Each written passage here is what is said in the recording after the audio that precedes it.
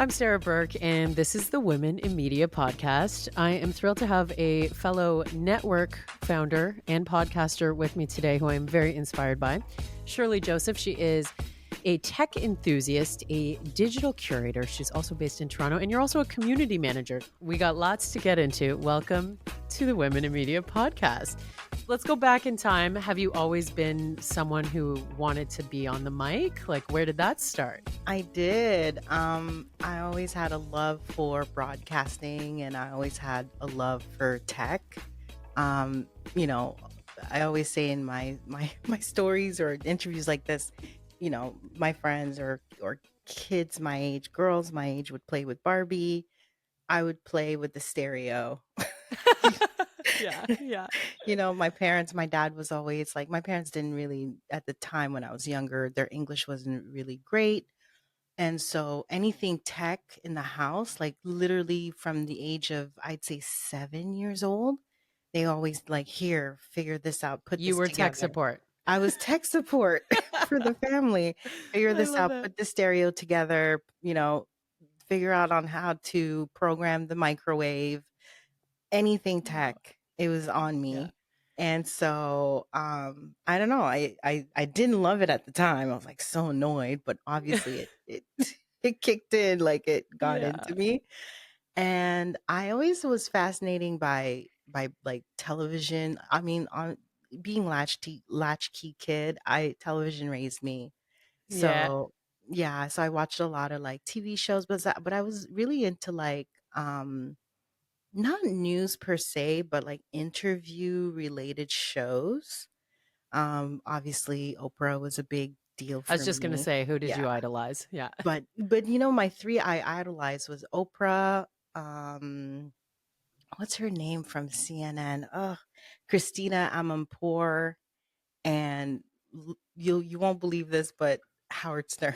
Those are my No, I believe it. Yeah, those are my three pillars of broadcasting when it comes to like radio. Okay. And I wanted to be on TV, but I felt like a little, self-conscious about how I looked and things like that. And so I was like, well, what's another thing I can do that's other than being on TV? Oh, radio. So As I used to say, face for radio. I went through that too. I went through yeah, that same thing. yeah. So I went into, after high school, I found out about Humber College, had a amazing, program. Although I went in a funny year where they were in a state of transition Okay. from analog to, oh my gosh, I'm aging myself. From analog to digital. What year was this? I need to know. Oh, like Only because Fanshawe College went through the same thing where I went to do yeah, my well, so broadcast diploma. let's Yeah. just say this. I went the same year that I went with people like Sid Seixeiro was part of my class. Oh, And then later one year there was this guy who walked in the newsroom and we're like, "Oh my God, why doesn't he shut up?" And it was George Strombo. Stroumboulopoulos. Yeah. Oh, that doesn't surprise me at all. Yeah. Okay, so you graduated same class as those guys. Yeah, pretty much around that Nice. time. So, and then at that time, it was a moment where you had to, move if you wanted to come back to big cities like Montreal and Toronto. As you know, you had to kind of start off in small towns and just Yeah. put yourself out there. I wasn't willing to do that. I was like, I don't want to be in some boon land, whatever place, and Yeah. and then work my way back. And the So you timing too, I stayed. was pregnant with my son, so I was like, "Oh, what am I gonna do?" I remember telling my college friends, like, "Oh man, I'm pregnant." They're like, "What are you gonna do?" And I'm like, "I'll get back into it. I'll figure it out." you know. And then I didn't get back into it. I had my son. We moved from Toronto to St. Catharines. Is Um, that where you are right now? no, I'm back in Toronto. Back in. Okay. Yeah, but my hubby was into he's still doing that. Like he's in animation, 3D animation, Cool. 2D animation as well. So didn't realize that that career kind of makes you move around a lot. Hmm. So we moved around throughout Canada, like St. Catharines, Edmonton, back to Montreal where I was born and raised, and then now back to Toronto because his immediate family, my immediate family's here. Okay. Um, but yeah, but when we were living in St. Catharines, I was still trying to, okay, well, let me get a job because, I have a son. I got to be a responsible adult. For sure. Yeah. And I was working for a collection company. And that year I was winning a whole bunch of prizes and things like that. And one of the things that I won was an iPod. And I still have it somewhere.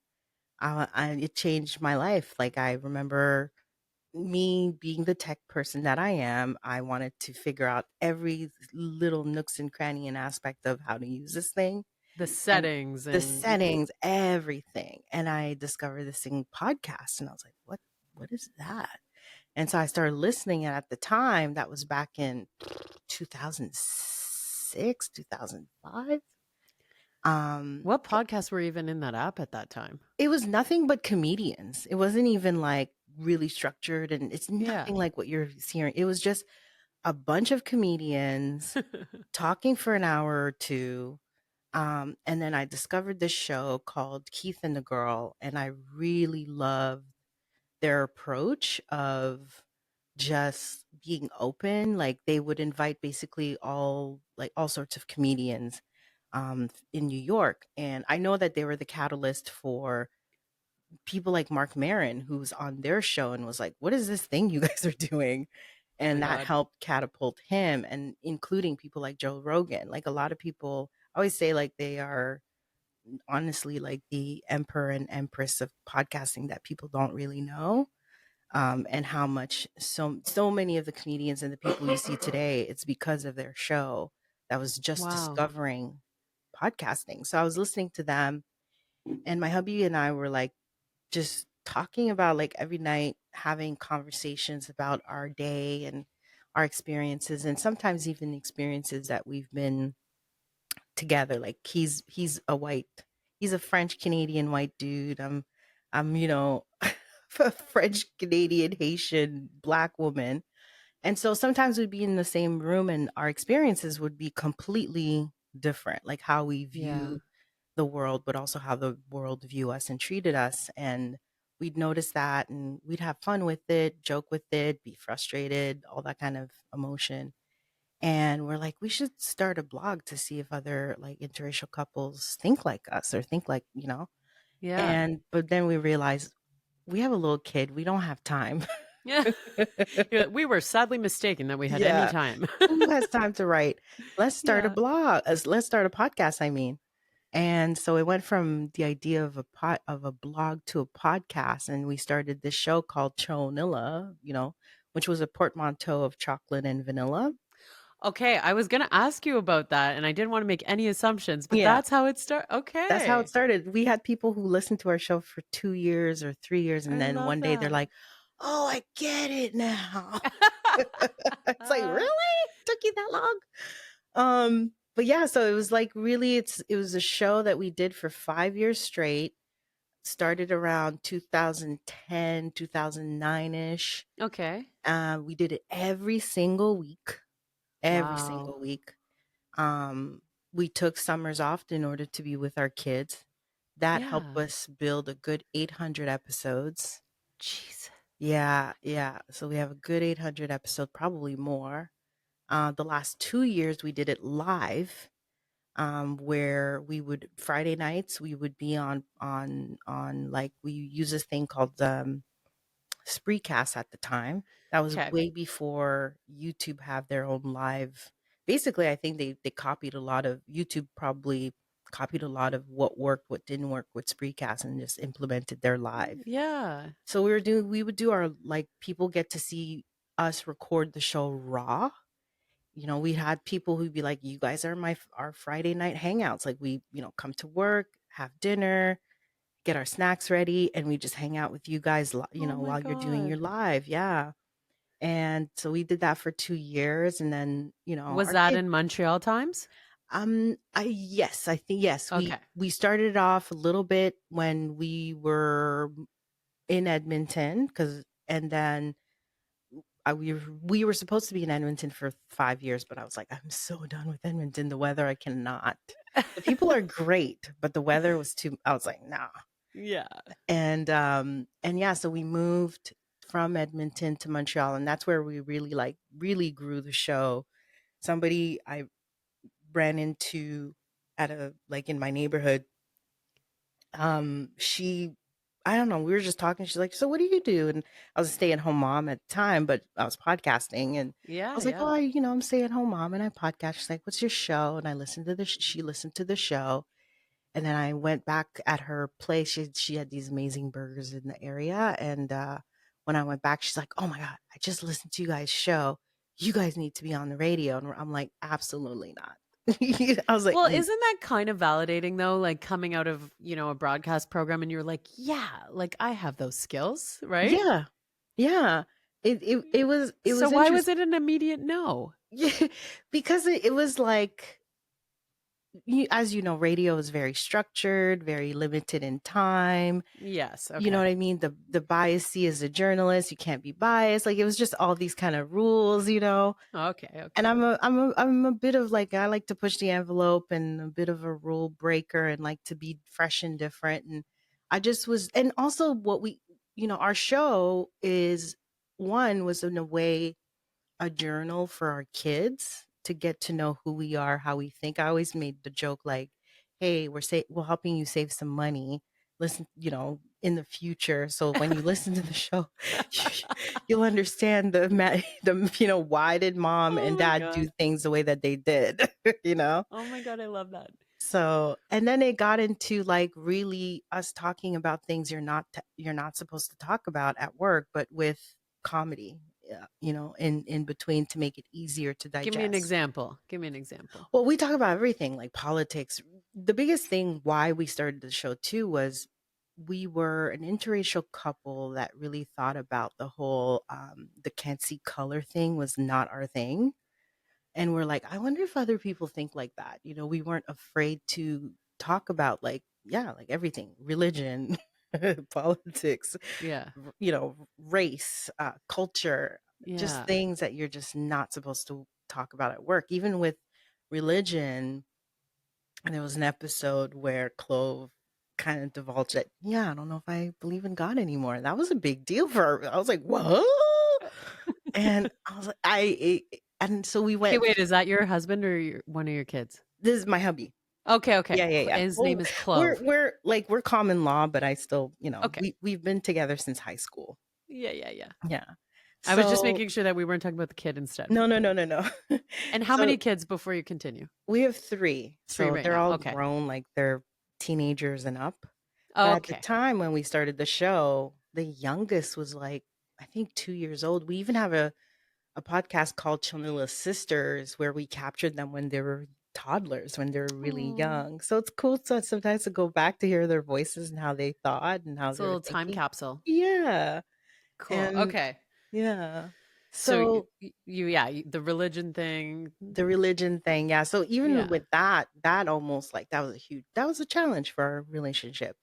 And so one of the ways that we were like, okay, how do we explore this? Yeah. And he was like, here's the reason why. And you know what? I'm going to read the Bible on the show. I think I'm becoming an atheist. And I'm like, why? And I've done Catholicism, Jehovah Witness, even Mormon. Okay. Yeah. So, and for me, it's like, you know what? It's just different. For me, Yeah. if I figured it's different paths of understanding to want to the same thing, it's just people look different, shape different, think different. So Yeah. yeah, you're gonna have different types of religions, all Yeah. that's kind of lead to the same path. But yeah, so I'm much more of yeah. So yeah, I'm not an atheist, but I do still believe in a creator.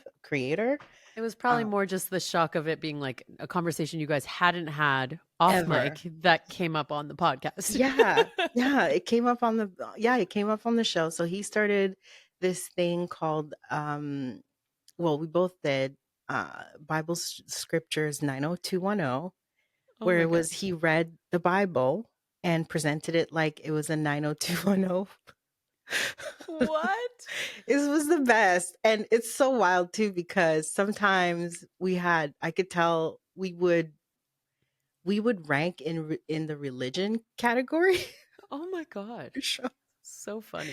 And then a lot of people would be like, "Man, if Sunday school was only like this, I'd go to school, church every single Sunday." I feel like there's something there. I like that. Yeah, yeah, yeah. It was fun. Like it was very fun. It was very presented like with a lot of comedy and God be like, "What are you doing?" Like, you know what I mean? Like things like that. Yeah.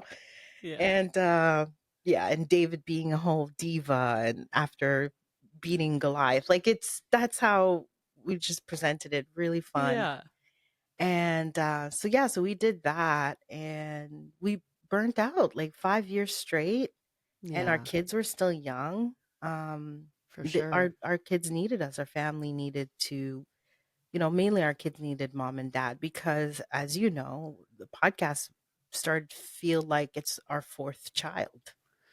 Oh, yeah. And I know for sure our background, the fact that I went to radio broadcasting from, education wise, and then his background in animation. I think the merging of our education just it just worked really well Yeah.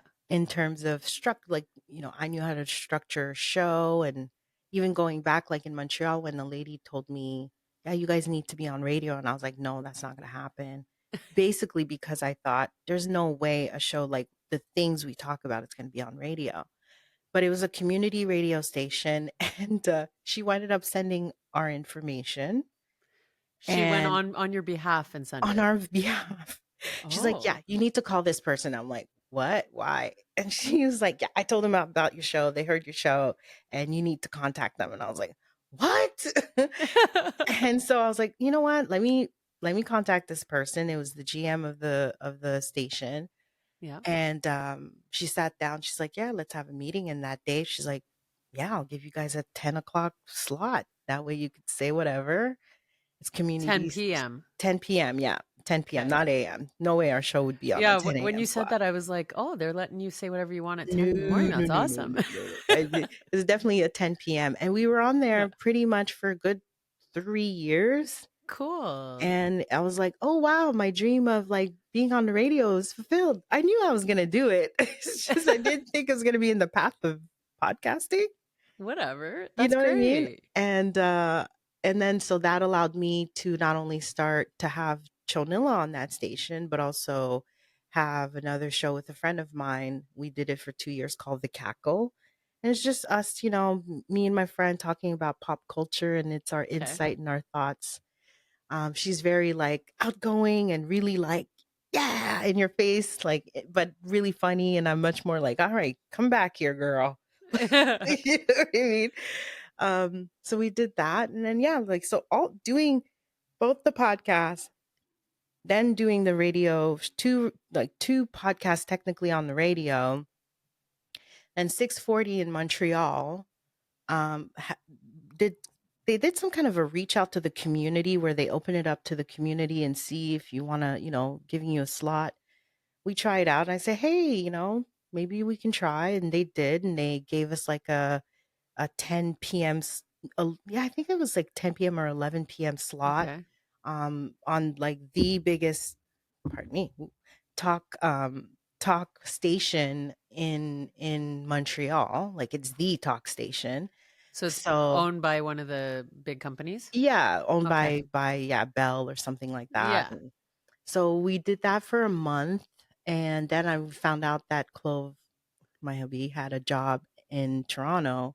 Oh god, here And we I was go. like, and it's so wild because like things were kind of happening. People were starting to get to know us. And our last meeting with the GM at 640 was sitting down with us. He's like, okay, let's go through your show and listening to us. And I was like, Claude, do you realize what's happening? And he's like, no.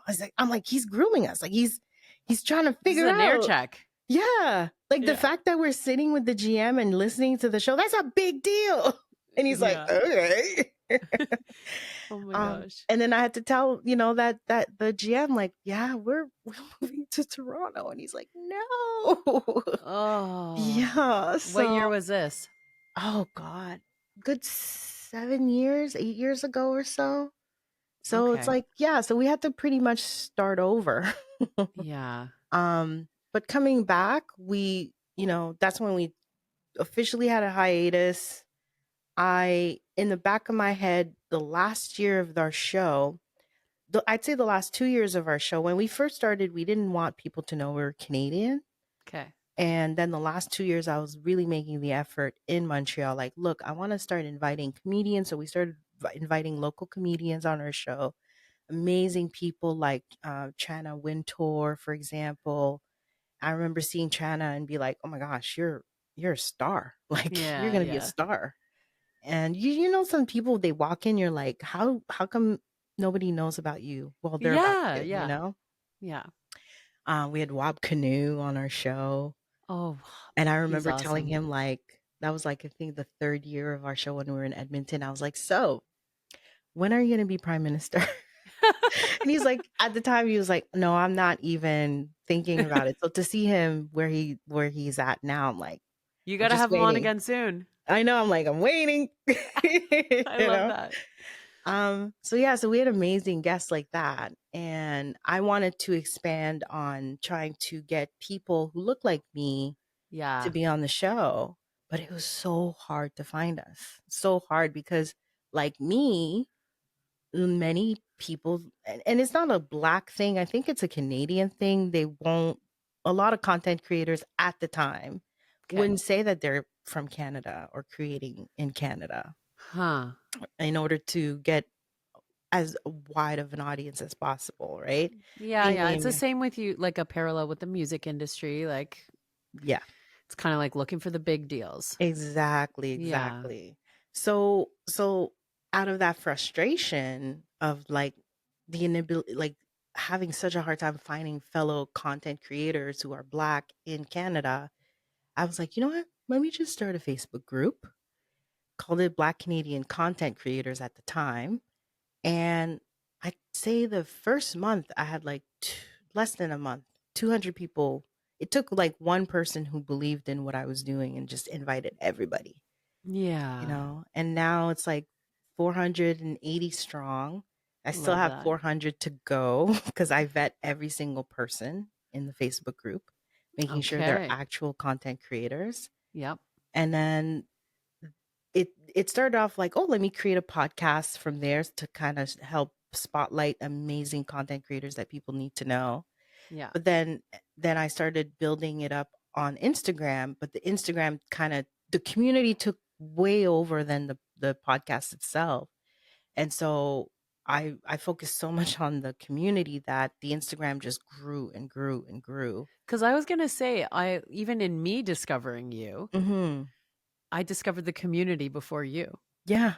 And Yeah. it was on purpose because I didn't really want I guess at the time I was like, well, it's not about me. I There's that want people. Canadian-ness. Yes, so Canadian, right? But it took Yeah. like someone who is like a business coach tell me like, well, if the boat goes down, who's gonna know who's the captain, Yeah. right? And I was like, oh, damn, that's a good ass point.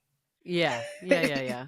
That's a good point. So for the past, I'd say year, almost a year now that I'm feeling more and more comfortable to be like, okay, I will be the captain. I will become the face. You'll know who it I'm is. gonna title this episode Captain Shirley. I love it.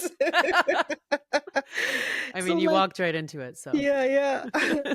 So yeah, so I'm getting into more and more into that position of like, okay, let me be the face, let me put myself more out there, doing more speaking engagement, Yeah. talking about podcasting, writing about it on like contributing in spaces like Black Pod News, Yeah. that kind of thing that just kind of grew from there. What do you think some of the things are that made you kind of pivot in confidence? Oh, that's a good question. I, hmm. That is a good question. I think it was really talking. I have to give her a shout out. Cher Jones, she's amazing. If you Who if is you, she? I don't know the name. she's like a branding genius. Like she's an amazing speaker when it comes to. She helps businesses. Um, ha- she helps entrepreneurs, businesses, or corporations utilize and understand their branding through social media. Okay. Yeah, she's an amazing speaker. You should have her on your show. Okay. Well, there's literally a part at the end of the show where I ask you if you want to Oh, nominate someone to come on the show, so we'll put a pin in that. oh wow, wow, okay. Yeah, so I think it wasn't even like I think it was like a DM between each other, and that's when it really clicked to me when she said the whole like ship going down, who's gonna know who to go Yeah. to if it goes down? And Yeah. that really struck a chord with me. I was like, yeah, that's real, like It just takes one person to like see you and to be yeah. like, no, you got something here. And like, I don't know if it would be like it's not really a pat on the back. It's almost like like, know your worth, right? Yeah, and I think I had to be ready for it, because if I wasn't, I would have just kept rejecting it. And I think in the back of my mind, and Yeah. probably more likely based on the questions and the Yeah. conversation we're having or DMing each other, I think I I I was looking for that or needed that. Timing. Yeah, it's all timing, really, Yeah. because you realize finding yeah, I just realized too that for me, I'm very protective of my community. I kind of act like a mama bear when it comes to That's why this. you have 400 people to vet. Yep. Yeah, yeah, yeah, exactly. And so and I felt like I, I think too with at the time when I started at work that you can build a community and not have to kind of show your face. Yeah. But I think maybe it's wild to say, but in a time of AI, Yeah. and people want to find out if what's real and what's not. I think deep down inside, I just felt like I think it's more important now more than ever Yeah. for me to showcase and show that hey, there's a real person behind this. Yeah.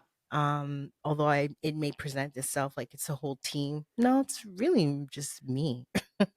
No, but I feel you. I feel like I started showing up so that others would show up too, That part, if that makes sense. 100%, Yeah. a It's hundred like an percent. empowerment thing. It is, you're right, because it's like Yeah. even myself, how many times that I've connected with content creators that I've collaborated with, and then we go back and they're like, how the hell do we even know each other? And it just Yeah. takes that, I said, and for the most part, it was probably me who DM'd you and said, I really like what you're doing, or this is fascinating, and let's Yeah. talk, let's have a conversation virtually or in Yeah. person. And I felt like there's not many of us that does that, especially as Yeah. women. And Yeah. so Women and content creation space. There's a nice that's support system there. yeah. So I wanted to yeah, I think it's like you said you're saying like being an example to kind of give permission like Yeah. to it's okay to live in your truth and you Yeah. know put yourself out there. Nobody Yeah. actually cares. Yeah, I know. You just got to get over yourself. Exactly. Right? Exactly. So talk to me about like co-founding Chonilla Network and what that sort of stands for you. Well, Chonilla Network was really out of us doing our show for 5 years and going back to like, I think our education and like my broadcasting background, his animation background, we were both very picky in quality. He is very, like, both of us are, I should say both of us are. She's brave. This man is sitting behind her. You can hear Yeah, everything she's yeah, saying. yeah. So we wanted to make sure it's like, listening to podcasts too, we didn't want anyone to struggle. And so we invested a lot of money in our equipment. And a lot of times our listeners would be like, how do you do this? How do you do that? How do you Basic make it stuff. sound like this? Or how are you sharing online like this? Like it was a lot of questions on how to start a podcast just simply because of them listening to our show. Cool. And so it was originally started because we were like, there was two fans of ours, this guy named Owen who was in Nova Scotia or Okay. Newfoundland. I can't remember. I always He's forget. going to be pissed. Yeah. Is Owen in Newfoundland or Nova Scotia, honey? Chloe? You get a taste of how our show was Yeah, like. yeah. Was Owen in Newfoundland or Nova Scotia? Okay, Nova Scotia. So Okay. here's this like white boy from Nova Scotia who'd listen to our show I and be love in it. communication with this like hardcore black, like Florida woman, gay, very like she calls everybody. Doesn't matter it's like a terms of endearment when she used the N word on anyone. It doesn't matter your Okay, culture. okay. Yeah. She's really like, if if you don't know her, you'd be like, damn, like, she's a lot. And Okay. so they got along really well. And so he was telling us about their conversation. They're like, yeah, we were thinking of starting a podcast. We're like, you know what? You Let's should. try it out. Yeah. We'll support you. We'll have you set up. Yeah. His brother is an amazing artist. So he set up like that beautiful album covers for their show. And it was hilarious. It was it was called Taste Like Fried Chicken. It's a- It's so cool. and it was a It's a cool great story. combo of like this dude out of somewhere in, Nova Yeah. Scotia, and then this The lady whitest from guy and the blackest girl, basically. yeah, absolutely. Completely different age. And Yeah. then she'll be calling him out like, "What you talking about, Owen? Like, what you mean?" You know what I mean? Like, Oh my god, I want to check it out. oh Well, yeah, we can put a is it still active? I no, it's no longer active, but Oh, I know there's some episodes up. And so okay. that's what sparked really Chonilla. And then from there, we met Leslie and Drew. Leslie is an amazing, amazing digital strategist. She's been instrumental in terms of like she's an activist, really huge and instrumental when it came to what was happening with Trayvon Martin, and was part of the early stages of she not that she was part of Black Lives Matter, but was there when they started, Yeah. even before the world knew about the world Right. knew about Black Lives Matter. At the time, like, nobody knew and was wondering, what is this, what is Yeah. BLM. So yeah, she's amazing. She was on the Daily Show. She started this amazing, like, these boxes called the safety pin box, where she would help basically white people learn any and everything about racism. And some of the funds would go to fellow activists in order to continue the work. The support, yeah. Yeah. And so her and her hubby started a show called Interracial John. And then from there, we I don't even know how these guys came up on our radar, but on Colonized, they are active.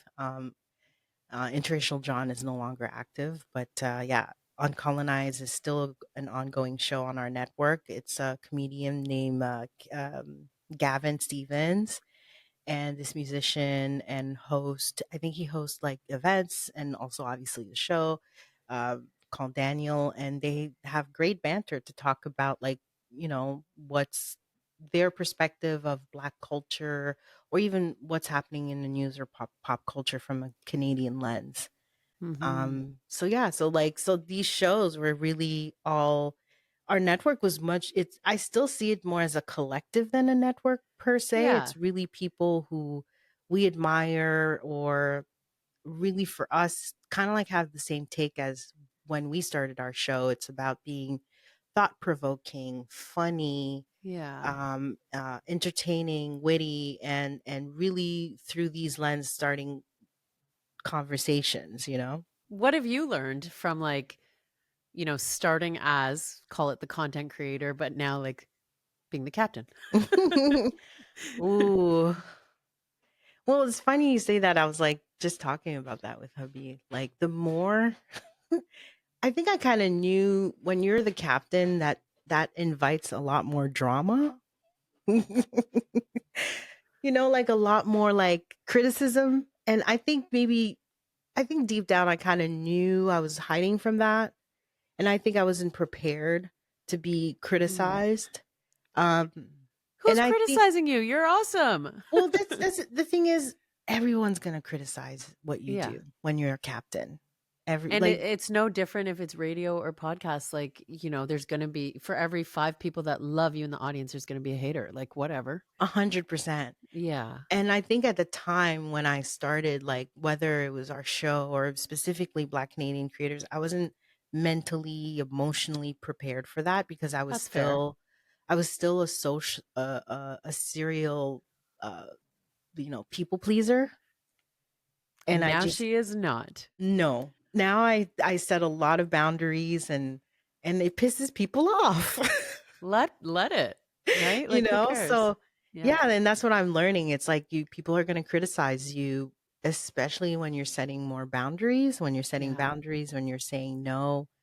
Most importantly, when you're being truthful. A lot of people I'm learning as when you're a captain, they say they want to know the truth, but do they though? What has your experience been like with a little bit of the media spotlight and being a woman? I have to ask on the Women in Media Mhm. podcast, you know. Oh wow, being on the spotlight. It's been positive so far.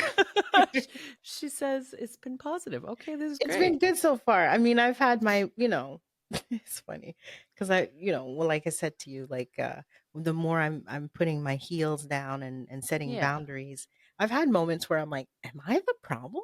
Am I No. the drama? you know? Um it's been good. It's interesting. Like it's yeah, I don't know. I've been really fortunate in terms of like even like let's say if I work with men, like for example, I contribute to Black Pod News through Black Podcasters Association.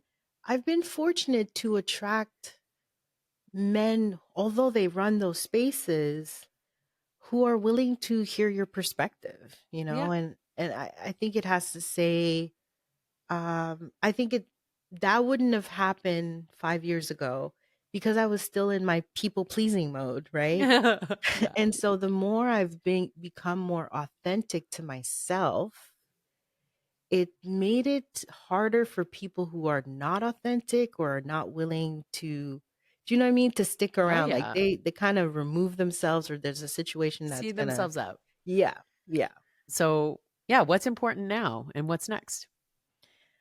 Ooh, what's important now is I'm since last year want to create more spaces for people to be seen. Mm-hmm. I was Events.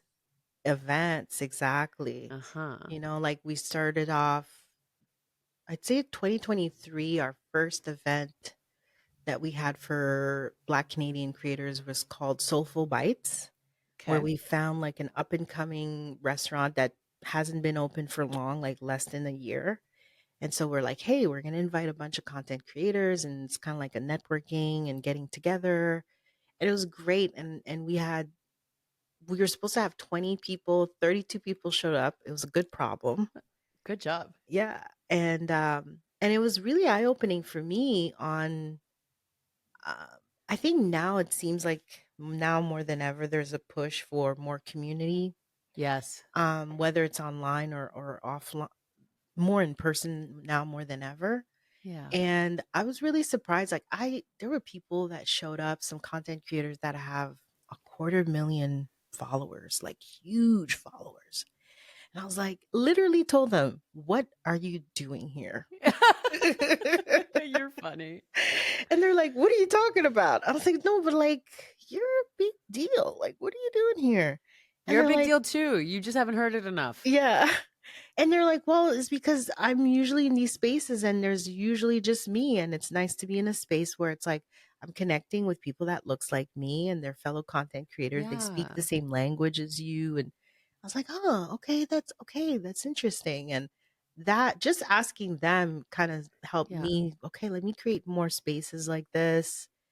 I love podcasting. Like podcasting it still is my form of therapy.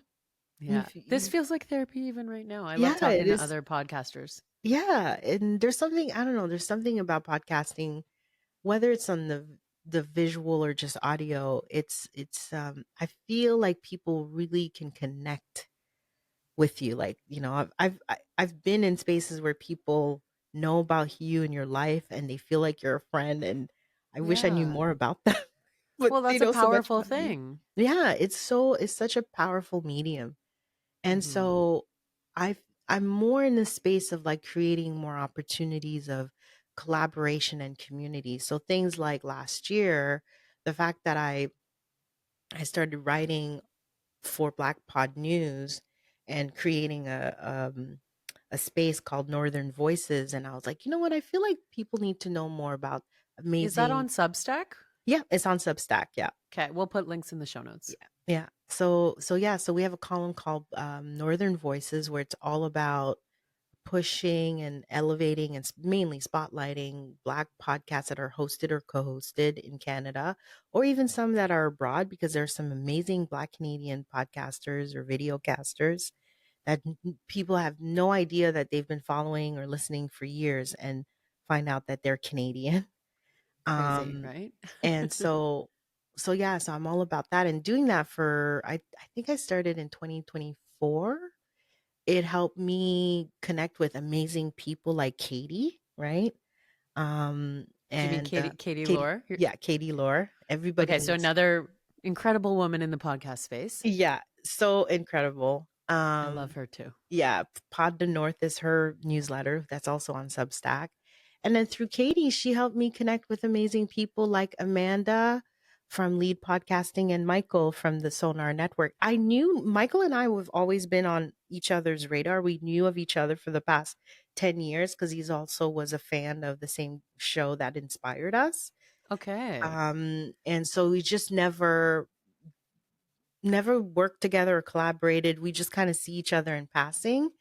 And so that was the first year last year where we're like, I don't know who started. I think it was Amanda. It was Amanda's idea to, hey, let's create a podcast summit for indie podcasters and let's see who would want to participate. And I was, Katie mentioned me like, you need to connect with this girl named Shirley. I think there was like 20 people that was invited and it winded up us being just us three Yeah. left to organize it. And it's been an amazing experience. Like, we started it really as it's not a way for us to make money. It was, we wanted to It's prove grassroots. there was a need for indie podcasters. Like, not only that we're out here, and it's like no disrespect for the big media companies that has a network, but there's people like you, there's people like me there's people like Michael, Yeah. Amanda, who are amazing indie podcast businesses or entrepreneurs, Yeah. or have their own indie networks who are creating amazing content. But we weren't getting on stage, right? Unless you were on CBC or, you know, Yeah. yeah. So we were like, You're breaking some barriers. yeah, we're breaking some barriers. And talking to Amanda and Katie and Michael, mainly Amanda and Michael, they were so open and very, I told them honestly, I said, look, I've been to many conferences, Yeah. whether it's for online, whether it's for YouTube conferences, content creation conferences or podcasting, I tend to not see people that looks like me on stage. Maybe there'll be one Yeah. or two. And I was like, I really want people that looks like me to be there. Like, let's make it as inclusive and not just say it, but let's show it. Yeah. And so they're very, very open to that. And now we're expanding it for this Yeah. year. We're doing it What can you again. tell us? Give us a scoop. Yeah. So this year we're having it May 4th, 2025 at the Orange Lounge.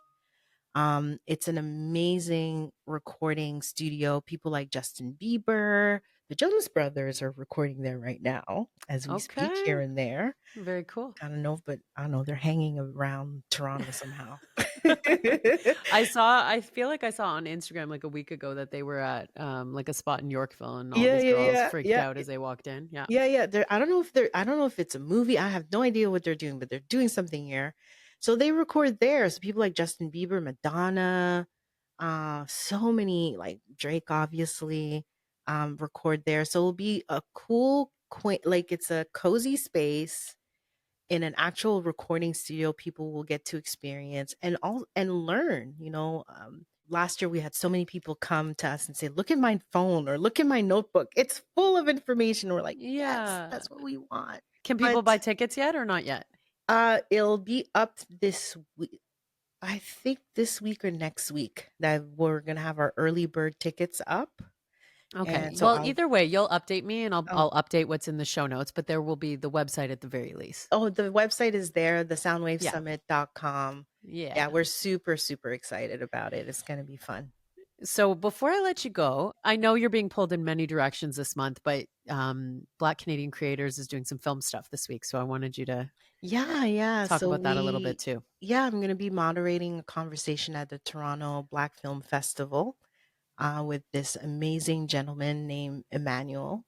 and it's going to be his second feature. And we're going to be talking about what's, you know, I love the conversation because it's not really about him. It's more about how he started and in terms of producing a featured film and not just a short film, and Mm-hmm. really pushing that you don't have to be dependent off of just getting a government grant, that you could, what are some creative ways and to create a Fund your film. dream. Yeah, to create a film with, and that's if your own pockets, friends pockets, maybe reaching out to a brand, like things like, Yeah.